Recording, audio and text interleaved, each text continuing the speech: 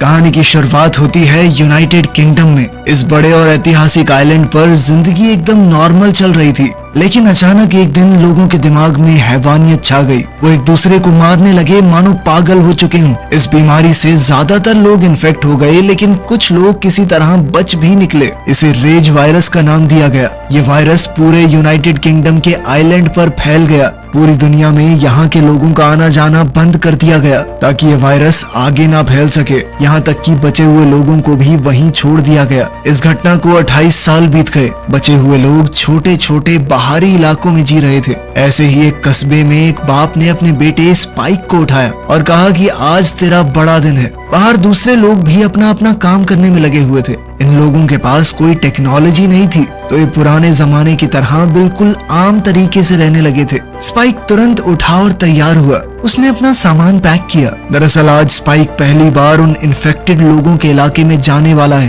वो अपने पिता के साथ खाने पीने का सामान ढूंढने जाएगा, और एक बार अगर वो शिकार के लिए चला गया तो बच्चा नहीं रहेगा, मर्द बन जाएगा। उसके पिता जेमी ने उससे पूछा कि सब कुछ पैक कर लिया है। स्पाइक ने फिर से चेक किया और कहा कि हाँ। जब वो लोग खाना खा रहे थे तो घर के दूसरे हिस्से से आवाज आई। स्पाइक की माँ उठ गई थी। जेमी पहले उसके कमरे में गया और स्पाइक पीछे पीछे। माँ ने उनकी मदद न कर पाने के लिए उनसे माफी मांगी और स्पाइक को गले लगा लिया। उसने कहा कि सुबह से मेरे सर में बहुत दर्द है। वो ठीक होने की कोशिश तो करती है, लेकिन साफ दिख रहा था कि ये बीमारी उसे पकड़ चुकी है। माँ को दोबारा बिस्तर पर लेटाकर स्पाइक अपने पिता जेमी के साथ निकल गया। जब वो लोग गांव से गुजर रहे थे तो लोग उन्हें अलविदा कहने बाहर निकले। कुछ लोग हिम्मत दे रहे थे तो कुछ बस सर हिलाकर इज्जत। एक छोटी लड़की ने तो स्पाइक को एक फल भी दिया। इस कस्बे के गेट पर वहाँ की लीडर जेनी उनका इंतजार कर रही थी। जेनी ने फिर उन्हें अपने कस्बे के नियम याद दिलाए। एक बार तुम लोग बाहर चले गए तो वापस आ सकते हो, लेकिन अगर नहीं आए तो कोई तुम्हें बचाने नहीं जाएगा।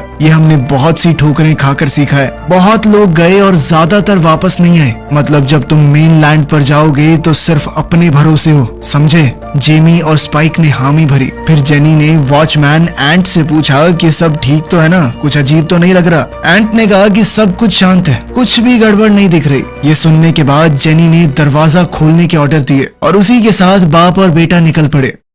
उनके पास बंदूकें नहीं हैं, सिर्फ तीर और चाकू हैं। चलते हुए जेमी ने स्पाइक से इस रास्ते के बारे में कुछ सवाल किए। स्पाइक ने बताया कि यही हमारा पुल है, सिर्फ इसी रास्ते से हम मेन लैंड जा सकते हैं। लेकिन ये रास्ता सिर्फ तभी दिखता है जब लहरें कम होती हैं। जब लहर ऊपर आ जाएगी तो ये रोड पानी में डूब जाएगा और हम भी डूब जाएंगे। जेमी ने स्पाइक को बताया कि सिर्फ 4 घंटे हैं हमारे पास, उसके बाद लहरें बहुत ऊंची हो जाएंगी, तो हम टाइम पर निकल लेंगे, ठीक है? वो दोनों संभल कर आगे बढ़ रहे थे और तभी उन्हें एक सुनसान जगह दिखाई दी। जेमी ने कहा कि यहाँ से हम अपना फ्यूल लेते हैं, एक दिन तुम्हें भी यहाँ काम करना होगा। फिर वो दोनों ऊपर की तरफ चढ़ने लगे और एक बड़ा सा खाली मैदान दिखा। इसे देखकर स्पाइक हैरान हो गया। उसने अपनी जिंदगी में सिर्फ वो छोटा सा गांव देखा था। इतनी बड़ी खुली जगह उसने कभी नहीं देखी थी। स्पाइक ने कहा कि जैसे हम बचे हुए हैं, इसी तरह और लोग भी तो अपने कस्बे बना के रह रहे होंगे। जिस पर जेमी ने कहा कि इतना मत सोचो, जो है उसमें खुश रहो, ठीक है? अब दोनों आगे बढ़ चले जंगल की तरफ। दूर कुछ हिलता हुआ दिखाई दिया। वो एक बड़ा सा इन्फेक्टेड आदमी था। उसका शरीर टेढ़ा मेढ़ा और गंदा था, अजीब और डरावना। जेमी ने उसकी ओर इशारा करके स्पाइक को बताया कि क्या करना है। एक इन्फेक्टेड देखा है तो मतलब आसपास और भी होंगे। हर तरह के इन्फेक्टेड इंसान को अलग तरीका है मारने का। इस वाले की गर्दन पर गोली मारनी होगी। वो इन्फेक्टेड अजीब तरीके से चल रहा था। उसके ऊपर फंगस और चिपचिपा सा कुछ लगा हुआ था। उसकी काली चमड़ी लटक रही थी। शरीर आधा जिंदा आधा मरा हुआ। वो जमीन पर घिसड़ घिसड़ कर चल रहा था। जल्द ही वो कुछ खाने लगा। स्पाइक ने अपना तीर कमान निकाला और निशाना साधा। उसका तीर बिल्कुल गर्दन के पार हो गया, लेकिन पीछे से एक और इन्फेक्टेड आ गया। जेमी ने उसे देख लिया और फटाक से निशाना लगाया। धीरे धीरे और भी इन्फेक्टेड लोग आने लगे। जेमी ने बड़ी शांति से काम लिया। उसने एक एक करके सटीक निशाने लगाते हुए सबको मार डाला। फिर उन्हें एक छोटी इन्फेक्टेड बच्ची दिखाई दी। उन दोनों ने ही उस पर तीर नहीं चलाया और वो लड़की भाग गई। जेमी ने स्पाइक को शाबाशी दी। अच्छा शॉट था। तो कैसा लग रहा है तुम्हें अपने पहले शिकार के बाद? स्पाइक ये सारा खून खराबा देखकर थोड़ा डरा हुआ था। जेमी ने कहा कि बुरा महसूस मत कर, क्या खाक जिंदगी जी रहे थे ये? तूने तो इन्हें मुक्ति दी है और अब हमें जल्दी से निकलना होगा, ये आवाज सुनकर और इन्फेक्टेड आ जाएंगे। अब वो दोनों और अंदर बढ़ने लगे मेन लैंड में। अचानक ही एक हिरणों का झुंड पेड़ों के बीच से भागने लगा। स्पाइक पहली बार ऐसे जानवर देखकर हैरान और खुश दोनों हो गया। अब उन्हें एक खाली घर मिला। दोनों ने तीर तैयार रखे और आगे बढ़े। घर ऐसा लग रहा था मानो किसी ने पहले ही यहाँ जांच पड़ताल कर ली है। जो भी काम का मिला ले जा चुके हैं, लेकिन फिर भी उन्होंने तलाशी लेना सही समझा। कुछ देर बाद जेमी को एक फ्रिस्बी मिली। उसने एक्साइटेड होकर उसे स्पाइक को दिखाया। तभी एक और कमरे से आवाज आने लगी। दोनों चेतावनी से उस कमरे की तरफ बढ़ने लगे। अंदर उन्हें एक डेड बॉडी लटकी हुई मिली, उल्टी पैर से बंधी हुई। उसकी छाती पर मानो कुछ कोद दिया गया था। स्पाइक ने अपना चेहरा घुमा लिया, लेकिन जेमी ने कहा कि देखो, ध्यान से देखो। तभी वो बॉडी हिलने लगी। वो आदमी इन्फेक्टेड था। जेमी की आवाज सीरियस हो गई। उसने स्पाइक को बताया कि तू कह रहा था ना कोई और कबीला भी देखना है। ये ऐसे ही किसी कबीले का आदमी है। इसे सजा के तौर पर यहाँ लटकाया गया है ताकि वो इन्फेक्टेड इसे जिंदा खा जाए। स्पाइक इतनी हैवानियत देखकर हिल गया। उसने पूछा कि ऐसा कोई क्यों करेगा? कुछ किया होगा इसने ऐसा, मुझे क्या पता। जेमी ने जवाब दिया। उसने स्पाइक से कहा कि इसे खत्म कर दो, इससे पहले ये पूरी तरह इन्फेक्ट हो जाए। इस आदमी को इसके दर्द और तड़पन से मुक्ति दे दो। स्पाइक थोड़ा हिचकिचाया, जिसके बाद वो आदमी झटके लेने लगा, फिर तेजी से हिलने लगा, जिससे रस्सी टूट गई और आदमी जमीन पर गिर पड़ा। उसी पल स्पाइक ने एक तीर उसके सर में दाग दिया और वो आदमी मारा गया। जेमी ने खुश होकर कहा कि बढ़िया, ये सही किया तुमने। और दोनों आगे बढ़ गए। दोनों जंगल के अंदर बढ़ रहे थे। आगे उन्हें एक हिरन के बचे हुए टुकड़े मिले, फाड़े हुए, इधर उधर बिखरे हुए। ये देखकर स्पाइक को घिन आ गई। पहले लगा शायद किसी बाज ने खाया होगा, लेकिन हिरन का सर उन्हें पेड़ के ऊपर लटका हुआ मिला। इससे सब कुछ साफ हो गया। इसका एक ही मतलब है कि यहाँ पर एक अल्फा है। अल्फाज बाकी इन्फेक्टेड लोगों जैसे नहीं होते। ये ज्यादा ताकतवर, तेज और चालाक होते हैं। इंसानों की तरह काफी हद तक सोच सकते हैं। जेमी और स्पाइक तुरंत समझ गए कि जल्दी से वापस जाना होगा। स्पाइक ने पूछा, हम वापस जा रहे हैं? जेमी ने कहा कि तुमने अपना शिकार कर लिया, इसी के लिए आए थे, अब सवाल मत करो। लेकिन स्पाइक और सवाल पूछने लगा। जेमी ने उसे एकदम चुप होकर चलने के लिए कहा। दोनों तेजी से वापस जाने लगे, लेकिन अब देर हो चुकी थी। थोड़ा दूर इन्फेक्टेड दिखाई दे रहे थे। पहले एक, फिर उनके बीच में एक अल्फा भी आ गया। जेमी स्पाइक को जंगल के अंदर ले गया और पीछे से इन्फेक्टेड का एक झुंड उनकी तरफ बढ़ने लगा। इन्फेक्टेड एक अलग से तरीके से चलते हैं और बहुत तेज भी। जेमी ने तुरंत उनका सामना किया। वो और स्पाइक आगे बढ़ते रहे, दौड़ते हुए तीर चलाते रहे। उन्हें कुछ भी करके इस झुंड से दूर रहना होगा, फंस गए तो मारे जाएंगे। लेकिन स्पाइक अब घबरा गया। डर उस पर हावी हो गया था। उसकी सारी ट्रेनिंग धरी की धरी रह गई। उसका एक भी तीर निशाने पर नहीं लग रहा था। लेकिन जेमी उन पर तीर बरसाता हुआ स्पाइक को भी साथ साथ बता रहा था कि कैसे तीर चलाना है। लेकिन स्पाइक बहुत ज्यादा डर चुका था। बड़ी मुश्किल से वो दोनों एक पुराने घर तक पहुंचे और दरवाजे को जोर से बंद कर दिया। जैसे जैसे इन्फेक्टेड उनके करीब आ रहे थे, जेमी उन्हें तीर से मार रहा था। जेमी और स्पाइक जल्दी से सबसे ऊपर वाले स्टोरेज एरिया में चढ़ गए। उन्होंने ऊपर आने के पूरे रास्ते को अपनी तरफ से जितना हो सकता था बंद कर दिया। उन्होंने देखा कि इन्फेक्टेड उन्हें अभी भी ढूंढ रहे हैं। जेमी पीछे लेट गया। वो बहुत ज्यादा थक चुका था। रात को उन दोनों ने दूर से देखा कि अल्फा दूर खड़ा उन्हें देख रहा है। जेमी ने स्पाइक को बताया कि ये बाकी सब जैसा नहीं है, हम उससे लड़ नहीं सकते, खासकर इन तीरों के साथ तो बिल्कुल भी नहीं। ये काफी नहीं होंगे उसे मारने के लिए। डर के मारे स्पाइक ने पूछा कि अब हम क्या करेंगे, जिस पर जेमी ने उसे बताया कि हमारे पास एक ही ऑप्शन है, बस इंतजार करना। स्पाइक ने अपने पिता से बहुत ज्यादा डर जाने के लिए माफी मांगी। इस पर जेमी ने कहा कि पागल है क्या, तूने तो बहुत अच्छा किया। अपने पीछे इन्फेक्टेड लगे देख के अच्छों की पड़ जाती है। वापस आइलैंड जाने का कोई रास्ता नहीं था और मेनलैंड खतरे से भरा था, इसीलिए वो रात को वहीं रुक गए। तभी स्पाइक की नजर दूर कहीं जल रही एक आग पर पड़ी। उसने उत्सुक होकर अपने पिता से पूछा कि ये क्या है, पर जेमी को इस बारे में पता नहीं था। उस रात स्पाइक को एक बुरा सपना आया। उसकी माँ अंधेरे में डूब रही थी। उसने उनका नाम लिया, हाथ बढ़ाया, पर मदद करने से पहले ही वो गायब हो गई। वो डर कर जाग गया, लेकिन असली दुनिया में भी खतरा था। उनके नीचे का कमजोर फर्श अचानक से टूट गया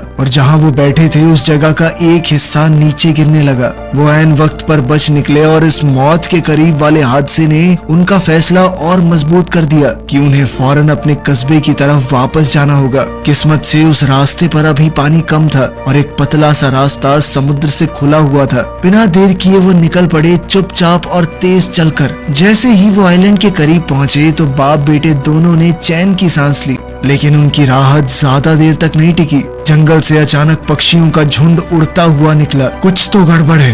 ये अल्फा था जो पूरी रफ्तार से उनकी तरफ दौड़ रहा था। वो दोनों भागे और आगे आइलैंड का गेट नजर आया। उन्होंने जोर से चिल्लाकर वार्निंग दी, जिसे दीवारों पर खड़े रक्षक ने तुरंत सुन लिया और तीर बरसाने लगा उस खतरे पर। लेकिन ये तीर अल्फा को मारने के लिए काफी नहीं थे। वो वापस से उठ खड़ा हुआ और उनका पीछा करता रहा। अचानक स्पाइक का पैर जवाब दे गया। जेमी और स्पाइक दोनों जमीन पर गिर पड़े और अल्फा उनके बेहद करीब आ गया। तभी दीवार पर मौजूद गार्ड्स ने एक आग से जलता हुआ तीर उस अल्फा के दिल के पार कर दिया। निशाना एकदम सटीक था और अल्फा गिर पड़ा। थोड़ी जांच करने के बाद जेमी और स्पाइक को अंदर लाया गया। सभी लोगों ने पूरे जोर शोर से उनका स्वागत किया। स्पाइक के लिए पूरा जश्न रखा गया। जेमी ने भी सबके सामने उसकी पूरी तारीफ की और कहानियां सुनाने लगा कि कैसे स्पाइक ने सबको ढेर कर दिया। लेकिन इस शोर शराबे के बीच में भी स्पाइक का ध्यान कहीं और ही था। उसने अपने पिता को एक औरत के साथ चुपके से कहीं जाते देखा। उसने उनका पीछा किया और देखा कि वो एक दूसरे के करीब आ रहे थे। ये देखकर वो अंदर से टूट गया। चुपचाप जश्न को छोड़कर वो अकेला घर लौट आया, उलझन और दुख से भरा हुआ। जब वो घर आया तो सैम वहीं था। स्पाइक उसके साथ बैठ गया। उससे पूछा कि उसकी माँ कैसी है। सैम ने कहा कि ठीक है, वो ठीक हो जाएंगी। तब स्पाइक ने अपने दिल की बात कही। उसने कहा कि ये जश्न झूठा है क्योंकि उसने तो सिर्फ एक इन्फेक्टेड को मारा था और जब वो लोग उसका पीछा कर रहे थे तो वो बहुत डर भी गया था। उसने वो सब बताया जो उसने गांव के बाहर देखा था। लेकिन उस आग वाली बात के बारे में सुनते ही सैम के चेहरे का रंग बदल गया। फिर उसने उस आदमी के बारे में बताया, डॉक्टर इयन केल्सन, जो कि कभी एक बहुत जाना माना विद्वान डॉक्टर था। केल्सन सालों पहले दुनिया से अलग थलग होके रहने लगा। अगर वो आग आज भी जल रही है तो इसका मतलब है कि केल्सन अभी भी जिंदा है। स्पाइक ने डॉक्टर के बारे में और पूछा क्योंकि अब डॉक्टर्स बचे ही नहीं थे। लेकिन सैम ने ज्यादा कुछ बताने से इनकार कर दिया। अगले दिन जेमी नशे की हालत में घर लौट आया। उसकी खामोशी से थक कर स्पाइक ने उसका सामना किया। उसने कहा कि आपको पता है कि वहाँ एक डॉक्टर रहता है, लेकिन फिर भी अपनी पत्नी को वहाँ नहीं ले जा रहे। दूसरी औरतों के साथ रंगरलियां मनाते फिर रहे हो रात को। इस पर जेमी ने कहा कि वहाँ जाना खतरे से खाली नहीं है। सालों पहले एक मिशन के दौरान हम मेनलैंड पर गए थे डॉक्टर को देखने। वो आदमी लाशों से घिरा हुआ था। पता नहीं कितनी सारी लाशें थी वहाँ पर। एक एक करके उन्हें जला रहा था, लेकिन उसके चेहरे पर शिकन तक नहीं थी और उसने हाथ हिलाकर हमें वहाँ बुलाया। हम बहुत ज्यादा डर गए थे उसे देखकर। वो कोई साइको आदमी है, उसे मौत से डर नहीं लगता। स्पाइक ने पूछा कि अच्छा ये बता दो माँ को क्या हो रहा है। इस पर जेमी ने कहा कि सच बताऊं तो मैं भी नहीं जानता। ये सुनकर स्पाइक गुस्सा हो गया। उसने सीधा कहा कि अपनी पत्नी का ध्यान है नहीं, घूम रहे हो किसी के साथ। ये बात होते ही दोनों बाप बेटे में लड़ाई छिड़ गई। आखिरकार स्पाइक गुस्से में घर से बाहर निकल गया। उस रात स्पाइक ने गांव के राशन स्टोर में आग लगा दी, जिसके बाद लोग बहुत डर गए। पानी की बाल्टियों से आग बुझाने की कोशिश करने लगे। इस धुएं और अफरा तफरी में स्पाइक को अपनी माँ को लेकर गाँव से निकलने का मौका मिल गया। वो उन्हें डॉक्टर के पास ले जाना चाहता था ताकि उनकी जान बच सके। शाम को वो जंगल के एक हिस्से में रुक गए और एक छोटा सा कैंप बनाया। बातें करते हुए वो लेट गए। स्पाइक ने अपनी माँ से कहा कि आप सो जाइए, मैं पहरा दूंगा। लेकिन फिर धीरे धीरे वक्त के साथ वो खुद भी सो गया। जब वो सो रहा था तो एक इन्फेक्टेड रेंगते हुए उस पर हमला करने आई। वो इन्फेक्टेड बस थोड़ी ही दूर थी कि तभी किसी ने उस पर हमला करके उसे मार दिया। सुबह जब स्पाइक उठा तो वो इसला के पास था। ना तो इसला को याद था और ना ही स्पाइक को कि आखिर इस इन्फेक्टेड को मारा किसने। लेकिन लाश देखकर इसला को कुछ याद आने लगा, जैसे उसने ही उस चीज को मारा हो। मेनलैंड के एक हिस्से में सिपाहियों के एक झुंड पर हमला हुआ। एक अल्फा उन्हें लीड कर रहा था और एक एक करके कई फौजी मारे गए। सिर्फ एक बचा जख्मी, अकेला और दर्द से करहाता हुआ। जंगल के दूसरे हिस्से में इन्फेक्टेड लोग एक नदी में खड़े थे। वो धीरे धीरे चल रहे थे। उनमें एक औरत भी थी जो प्रेग्नेंट है। स्पाइक और इसला अपना सफर मेनलैंड पर जारी रखते हैं। इसला की हालत अभी भी ठीक नहीं थी। उसे कभी भी अजीबोगरीब चीजें दिखाई देने लगती। स्पाइक ने देखा कि उसकी माँ की नाक से खून आ रहा है। उसने फिर एक इन्फेक्टेड को देखा जो उसके सामने से लंगड़ाता हुआ जा रहा था। वो बहुत पतला और टूटा फूटा था। इस कस्बे के गेट पर जैसे ही उसकी लाश जमीन पर गिरी, उसकी आवाज पास के इन्फेक्टेड लोगों के पास पहुंच गई, जिसके बाद एक छोटा सा झुंड उनके पीछे भागना शुरू हो गया। मजबूर होकर स्पाइक और इसला एक पुराने पेट्रोल पंप में घुस गए। यहाँ पर किसी तरह की गैस फैली हुई थी। सांस लेना बहुत मुश्किल हो रहा था और ऊपर से इन्फेक्टेड लोग यहाँ से भी करीब आ रहे हैं। तभी वो अकेला सिपाही भी वहाँ पहुँच गया। उसके गोली चलाते ही गैस ने आग पकड़ ली और इन्फेक्टेड जलकर मारे गए। बाहर निकलने के बाद उन्होंने उस आदमी को देखा जिसने उनकी जान बचाई थी। उसने अपना नाम एरिक बताया। उसकी आंखों में शक साफ दिख रहा था। उसने स्पाइक और इसला को इसलिए बचाया था क्योंकि उसे था कि ये लोग आइलैंड के ही हैं, ये मेरी मदद जरूर करेंगे। एरिक चलना चाहता था पर स्पाइक अपनी माँ को छोड़ने के लिए बिल्कुल भी तैयार नहीं था। वो तीनों फिर से जंगल की तरफ चल दिए। एरिक ने इसला को अपनी पीठ पर उठा लिया। रास्ते में एरिक ने बताया कि उसकी टीम का जहाज समुद्र में तूफान से टूट गया। सिर्फ वही बचकर यहाँ तक पहुँच पाया है, बाकी उसके सारे साथी मारे गए। उसने बताया कि अब मेरी जिंदगी भी तुम्हारी तरह यहीं फंस कर रह गई है, क्योंकि एक बार जो इस आइलैंड पर आ जाए वो कभी वापस नहीं जा सकता।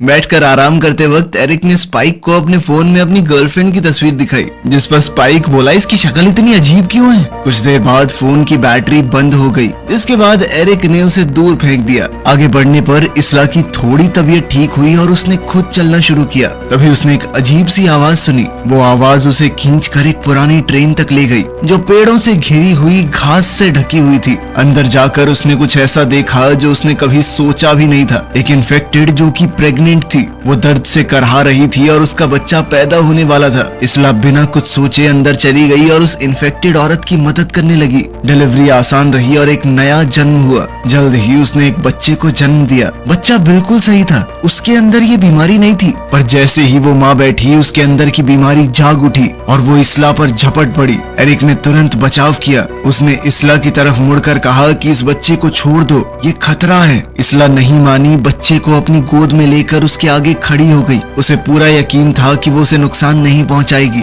तभी अचानक पेड़ों के बीच से एक अल्फा निकला और उसने पल भर में एरिक को चीर फाड़ दिया। स्पाइक और इसला उसे देखकर भाग निकले। अल्फा उनके बिल्कुल पीछे था। जैसे ही वो उन्हें पकड़ने वाला था, एक आदमी सामने आया, डॉक्टर केल्सन। उसने एक पाइप में फूंक मारकर एक डार्ट सीधा अल्फा को मार दिया। तीर में कुछ तो ऐसा मिला हुआ था कि अल्फा वहीं रुक गया। वो बेहोश होकर नीचे गिर पड़ा। केल्सन ने तुरंत एरिक का सर उठाया और तब स्पाइक को पता चला कि यही आदमी डॉक्टर केल्सन है। उसने अपना नाम बताया और कहा कि हमें आपकी मदद की जरूरत है। डॉक्टर केल्सन उन्हें गहरे जंगल के अंदर ले गया। फिर उन्होंने कुछ ऐसा देखा जो उन्होंने कभी नहीं सोचा था। उसने खोपड़ियों के एक ढेर का बड़ा पिरामिड बना रखा था। हर खोपड़ी एकदम सोच के सेट की गई लगती थी। एरिक के शरीर को जलाने के बाद डॉक्टर केल्सन ने उसकी खोपड़ी स्पाइक को दी और कहा कि इसे भी पिरामिड में रख दो। स्पाइक अभी भी काफी शॉक में था। वो बिना कुछ बोले वही करता गया जो कहा गया। फिर केल्सन बच्चे की तरफ मुड़ा। स्पाइक ने उससे कहा कि बच्चा इन्फेक्टेड नहीं है। ये सुनकर तो डॉक्टर केल्सन पूरी तरह हैरान हो गया। ये एक बड़ी खोज थी, यानी कि अब भी चांस है इंसानियत के बचने का इस आइलैंड पर। लेकिन बच्चे को जिंदा रहने के लिए दूध चाहिए। पानी से वो ज्यादा समय तक नहीं बच पाएगा।